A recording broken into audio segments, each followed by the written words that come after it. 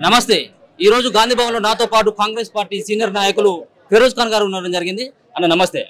కాసేపటి క్రితం కూడా ఏదైతే కేటీఆర్ కొన్ని వ్యాఖ్యలు చేయడం జరుగుతోంది పార్లమెంట్ ఎన్నికల తర్వాత మీ నాయకులు ముఖ్యమంత్రి గారు బీజేపీ పార్టీకి వెళ్ళబోతా ఉన్నారు అన్నటువంటి వ్యాఖ్యలు చేస్తా ఉన్నారు దీన్ని ఎట్లా చూడొచ్చు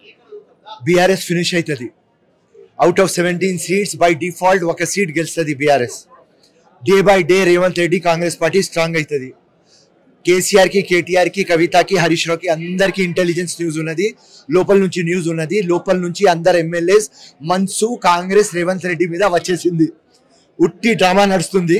2 months ఆగండి ఎంపీ ఎలక్షన్ తర్వాత 20 నుంచి 22 minimum MLAs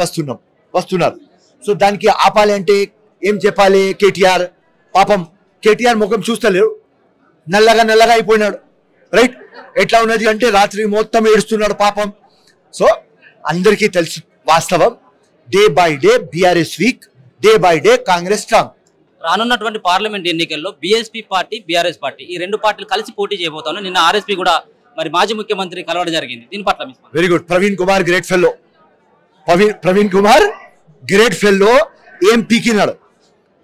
KCR great fellow ఏం పీకినాడు ఇద్దరు రెండు పీకుగాడు ఏం పీకుతాడు అంతే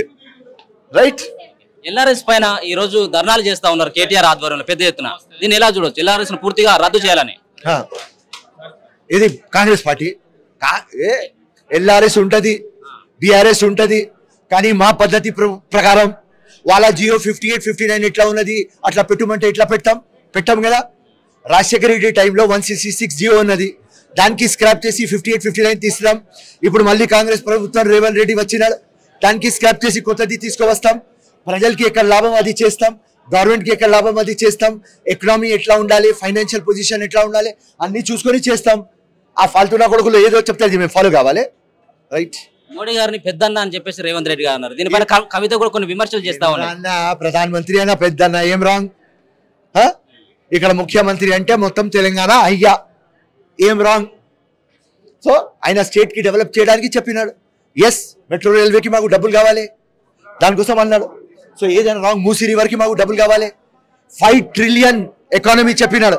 5 trillion ఎకానమీలో మేము రావాలి రేవంత్ రెడ్డి అని అడిగినాడు మొత్తం ఇండియాలో 29 స్టేట్స్ తో తెలంగాణ నెంబర్ 1 స్టేట్ కావాలి అది దానికి కోరుకుంటున్నాం బంగారు తెలంగాణని చిప్ప తెలంగాణ చేస్తారు నరేంద్ర మోదీకి అడుగుతున్నాం ఆ లంగావేలో ఏదో చెప్పినాడు నీకు కానీ మేము వాస్తవం మేము రియల్ బంగారం చేయడానికి వచ్చినాం నువ్వు మస్త్ స్టేట్మెంట్ ఇచ్చినావా నరేంద్ర మోదీ మొత్తం స్టేట్లకు డెవలప్ చేస్తేనే ఇండియా గ్లోబల్ అవుతుంది తో ఆ స్టేట్ మాది కూడా తెలంగాణ మీకు పెద్దన్న చెప్పినా డబ్బులు ఇరా అన్న డబ్బులు అడిగితే పెద్దన్న అంటే ఏదైనా అవుతుంది రాబాయ్ ఇతనితో డబ్బులు తీసుకోవాలి పెద్దన్న అని తీసుకుంటా 100 రూపాయలు ఏదైనా రాంగ్ రాబాయ్ రైట్ అంతే కాళేశ్వరం ప్రాజెక్టు పెద్ద ఎత్తున అవినీతి జరిగిందని చెప్పేసి మీ పార్టీ చాలా సార్లు ఆరోపించడం జరిగింది ఆయనను అరెస్ట్ చేసేటువంటి సాహసం కాంగ్రెస్ పార్టీ చేస్తుందా జ్యుడిషియరీ ఎంక్వైరీ పెట్టినాం రిపోర్ట్లు రాని merit of the case content of the case అన్ని చూసిన తర్వాత తప్పకుండా right Revanth Reddy first decide అయినారు చల్లపల్లి జైలు పోయినారు కదా కేసీఆర్ పంపించినారు కదా ఆ రోజే చల్లపల్లి జైల్లో నాకు కలిస్తే